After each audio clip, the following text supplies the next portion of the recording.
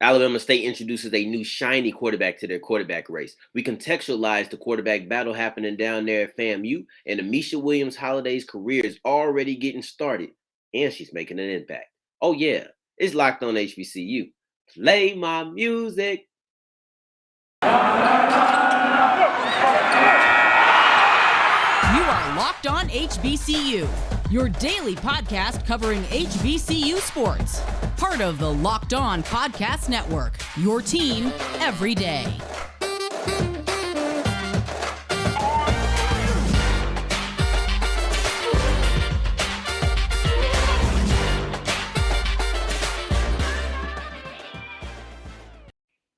What's going on, family? Welcome back to another episode of the Locked On HBCU podcast, your number one daily one-stop shop for everything HBCU athletics, Monday through Friday, part of the Locked On Podcast Network, your team every day. And me, I, of course, am Darian Gray, a.k.a. the Mouth of the South, Texas Southern alum, and former TSU Herald Sports editor. Thank you for going on this journey with me, making Locked On HBCU your first listen of the day every day. I know I love it when you do that. Now, Alabama State has introduced a new quarterback into the quarterback battle. D. Davis, a transfer from Auburn. We're going to talk about him in a little bit, but I do want to say that things feel like it's setting up to have a new quarterback and a new coach, because we know Eddie Robinson is there. And now you bring in this big name transfer out of the big school in the state, or one of, obviously not the big school. No disrespect, War Eagles. No disrespect, okay? But we know. All right. When you got Alabama in there and we talking about football, you can't disrespect them, act like they ain't the one. And it's coming from, I ain't a fan of neither. But anyway, that's not what we're here to talk about. If y'all want to get mad at me, get mad at me. Ask South Exclusive. Talk to me on Twitter. I ain't worried about it. So, you having a guy come down to big schools in the state. He's transferring in. It feels like you're setting it up to have your new coach and your new shiny quarterback as well. We'll see. I'm not saying it's going to happen. It's still going to be a battle, but we'll get into that more. The reason I think this was a move that was needed is because you look at the passing game and they needed some juice. They did. And we're going to look at the stats and we're going to make this argument and talk about them from a statistic standpoint. So let's read off some of their placements within the conference, right? So they were 9th in the SWAC in passing yards, 6th in passing touchdowns, and then 5th in completions. So when you're analyzing the passing game, strictly looking at what they did statistically, things, and I think there's some things to feel good about, and that's the sense that you're pretty efficient. You're 5th in completions, and then also you have a pretty good completion percentage. Now, here's the thing: they're not throwing the ball a lot, so I think they're like 7th or 8th in attempts. So I always feel like this: if you're higher in completions, ranking wise, if you're higher in rankings as completion goes, as opposed to attempts, you're doing pretty good. Your completion percentage is better than most. And if I threw as many times as you, I would probably have more completions. I would definitely have more completions at the rate that I am at, but then I also might have more yards. So we're going to talk about that because I think that's a positive thing. 6th in passing touchdowns, and that's a good thing as well. It's like this. You're in the middle of the pack, and you have these surveys where they say, are you highly dissatisfied, slightly dissatisfied, in the middle, slightly satisfied, or completely or highly satisfied? And I'm slightly satisfied. I think right there in the middle, that's good. And I'm gonna give a positive grade on that. So those are some of the things that have gone well. But one of the things that was negative for Alabama State is the fact that they were 9th in passing yards. So they might have a good completion percentage. They might be good in the amount of completions that they have, but they're kind of dinking and dumping. And there's nothing wrong with dinking and dumping as long as you're getting there for touchdowns. Now, remember, they are 6th in touchdowns, so they are scoring through the air. It's just the fact they're not getting many yards. So that wouldn't be a problem if the running game was keeping it up, but the running game wasn't having it to where it's a above. So now you need something to happen. You need something to shake up. Getting a quarterback makes sense. And here's the other bad thing, and I think this was the one that did it in the worst. The completion percentage is good, but is bad. So it looks like you're efficient as far as completion percentage goes, but when you're looking at the efficiency rating that the SWAC does, you're not above average in that. And D. Davis is not just going to be gifted the spot. He's not at all. There's still going to be talent in there. You have the quarantine spring 21 season, freshman of the year, Ryan Nettles, he's in there. So there's talent there. There is 3 different quarterbacks who have started a game for Alabama State last year. Now, you're probably not happy about that, and that's why you're bringing in a quarterback. However, it's not a situation where he's just going to be the guy. Like, all right, we're bringing you in. You're going to be the guy, period. We know that. You could be the guy. We would like you to be the guy. You're coming in with 4 years of eligibility because he's a redshirt freshman. So he could be the man for the foreseeable future through the rest of his career. 4 years at Alabama State. That could happen. But who is D Davis?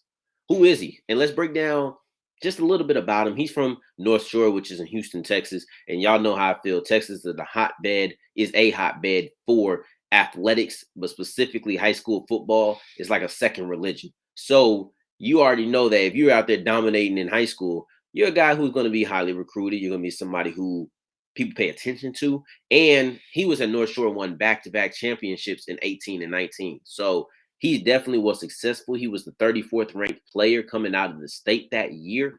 And he didn't really do anything at Auburn. He was a redshirt. He didn't play. So there's been some arguments about schematic fits and basically how he's somebody who prefers to use his legs. He's a very mobile quarterback. He had 13,000 yards in high school, 3,000 and change of that coming on the ground as opposed to just the legs. So he's a dual threat guy. He's somebody who can do both. So if you have somebody like that, you want to make sure that you can use it. And that just wasn't something that was going to be used at Auburn. So it just didn't work out there. And I think that when you look at him, he was a 4-star recruit coming out of high school. He's a guy who has won. I know that it doesn't really matter in the long run because a lot of people win, but I like winners. And Texas high school football is a big deal. So if you're winning state championships there, yeah, I'm going to put it as a little feather in your cap. It's something I'm going to do. You don't have to do it, but I'm going to do it. And while you're hearing me, you're going to hear me do it. So I think that means something. We'll see if it was just simply a schematic fit. Let's see if he fits better here. Maybe they allow him to use his legs even better. We'll see because I'm interested because you have D Davis, a big-time recruit coming out of Auburn. It seems like the type of guy who will give you some juice and might be able to rejuvenate that passing game and just rejuvenate the offense from the quarterback position. I'm excited to see that, just like I'm excited to see what is Florida A&M going to do. I revisit Willie Simmons' comments about how the offense should run and how that might actually impact the quarterback battle because it still is not solved yet. But before we get into that, I want to tell you about Built Bar because Built Bar is the best protein bar on the market, bar none. There are so many delicious flavors to choose from. I have to try me something new because I'm a blueberry muffin guy. You know that through and through. I love blueberry muffin. It's tried and true. It's a delicious flavor that I know I can always count on, and you can as well. But I just want to try something new now. 17 grams of protein, 4 grams of sugar, 4 net carbs, all going to be there no matter which flavor that I go to. But they have a multitude of delicious flavors. Banana cream pie sounds delicious. Cookies and cream, I feel like that's tried and true. I still never tried my cookies and cream, so I got to make sure I do that. I got to make sure I find it first. But make sure you're trying all those flavors. And don't forget about the Built Puffs because that's marshmallow covered in chocolate, still infused in protein. Still has all the health benefits. It's crazy. Listen, if you want to get those, go to built.com and listen. Use the promo code LOCKED15 for 15% off your offer.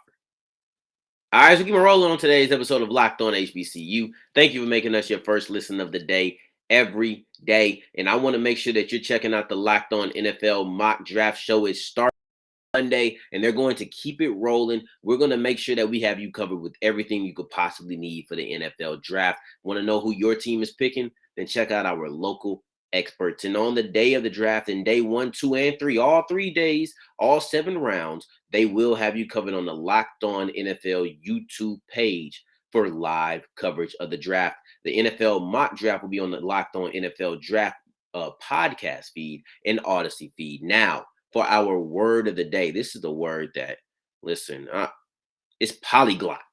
This is crazy. This means knowing or using several languages. I can't wait to see how we get this in here.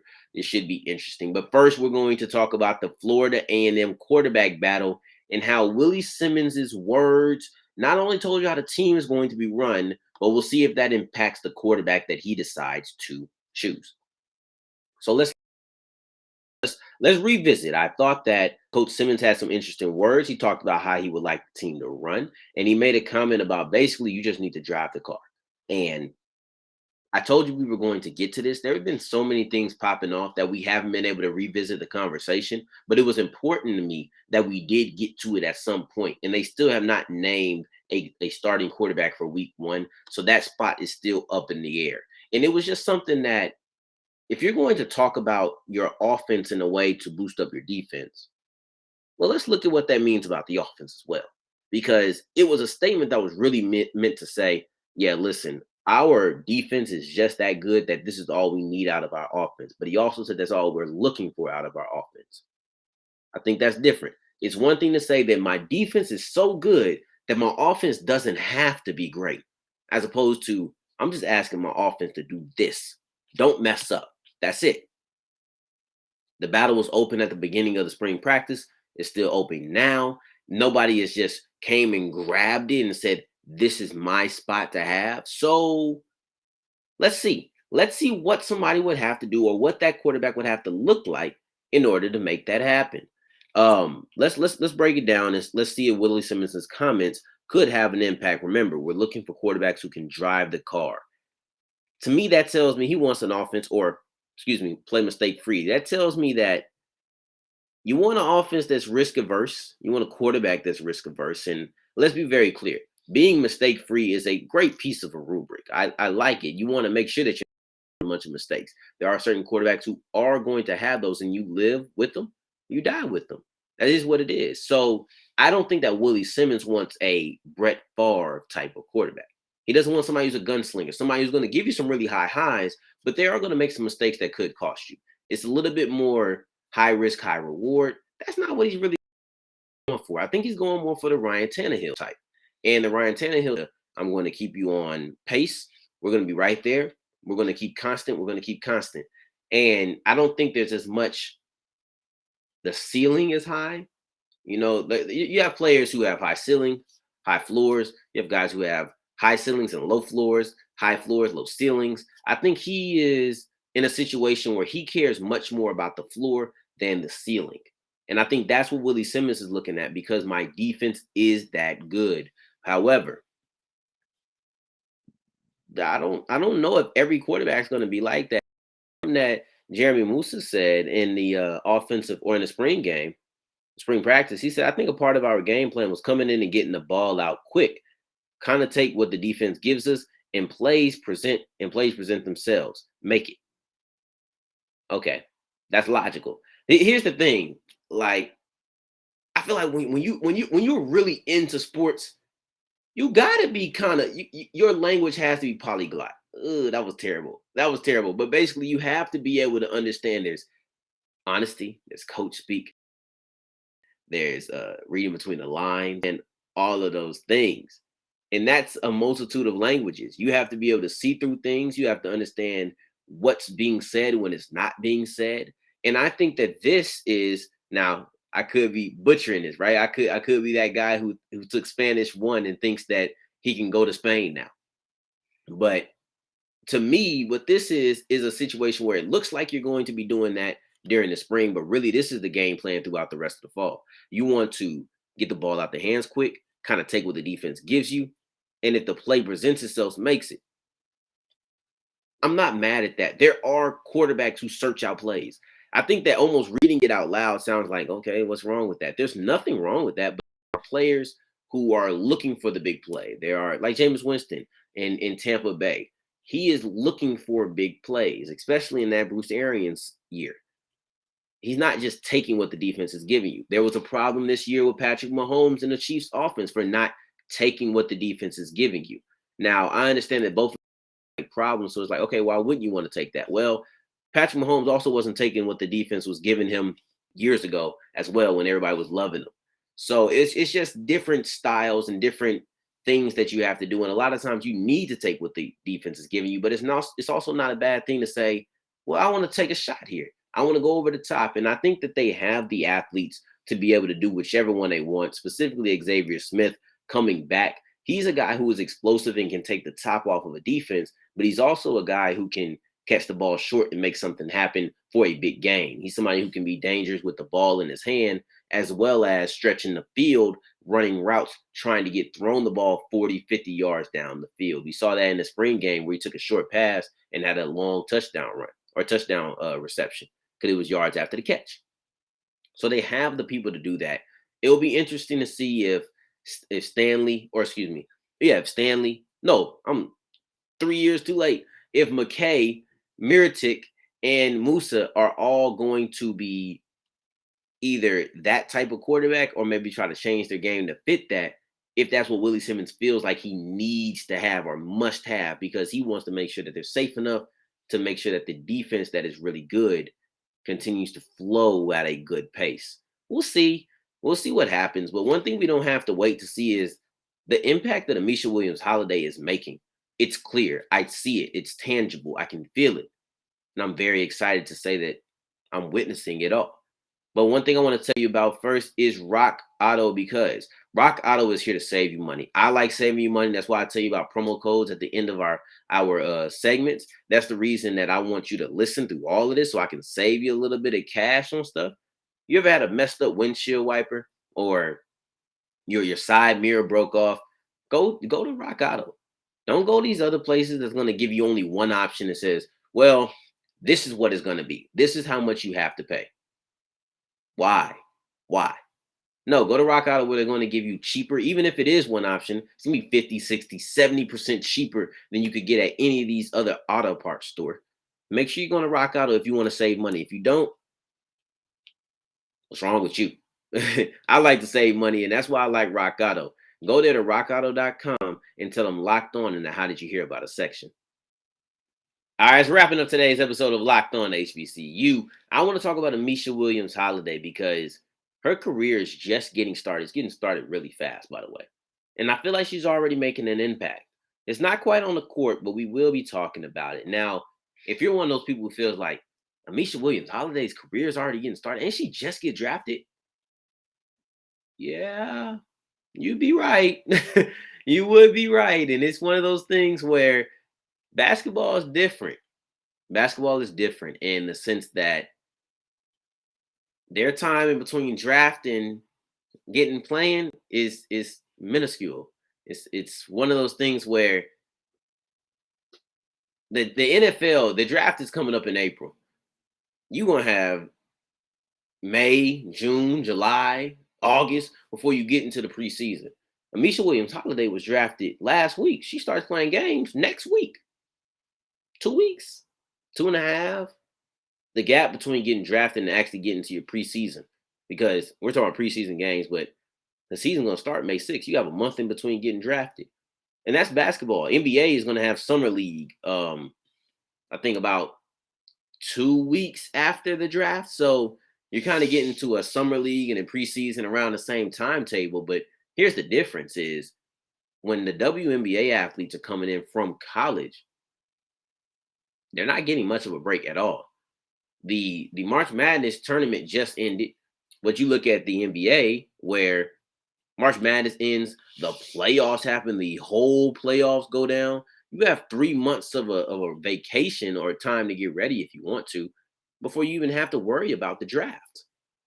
It's a situation where there's just not much of a break. So if you're feeling like Amisha Williams Holliday's career is getting off to a fast start, like it's just like quick, yeah, you would be right. You would be completely correct in the sense that the time in between her getting drafted and her starting to play is minor. And she's in camp right now, but the impact that she's making isn't a let's get on the court and show what HBCUs are made of or what kind of prospects that they create. It's nothing like that.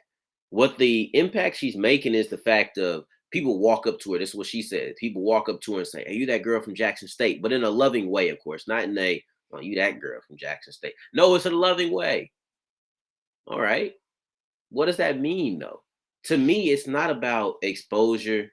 Not right now. It's not about exposure. It's not about recruitment. It's not about any of those things. It's simply about pride and saying, like, Amisha Williams Holliday did that.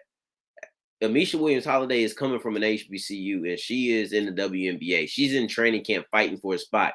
with all these other ladies who were drafted trying to be a big in that on that Indiana Fever team. That's what she is. And she came from HBCU, so you can put your chest out. You can say it with your chest. You can be prideful. She is. She after saying that, everybody comes up and asks her, like, "Oh yeah, that's you." And she says, "Yeah." She said, "I'm gonna rep that to the fullest." This is something that is meant to be prideful about. This is the first HBCU player drafted to the WNBA in over 20 years. This is something that you should be prideful about, and I don't care about what the ramifications of it are 5 years down the line. Not right now. Maybe next week or 5 years down the line, we'll talk about it. But right now, I just think it's simply a moment to stand up, give a round of applause, a standing ovation to Amisha Williams. Be prideful in the fact that somebody from HBCU you might be able to watch when you're looking at those WNBA games going forward. And trust me, once she starts playing and she starts performing, we are going to be covering how she does in those games. So in order not to miss it, you have to make Locked On HBCU your first listen of the day every day. But I don't even have to say you have to do it, because I know it's something that you wanted to do anyway.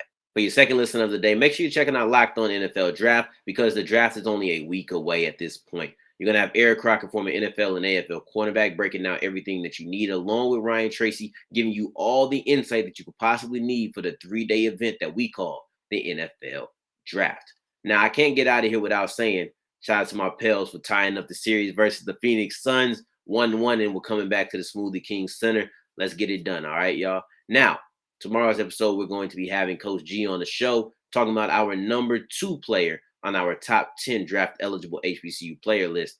The draft is a recurring theme, and we're almost there. Until the next time that we hear each other, family, take care, stay blessed. Catch me on Twitter at South Exclusives. Peace.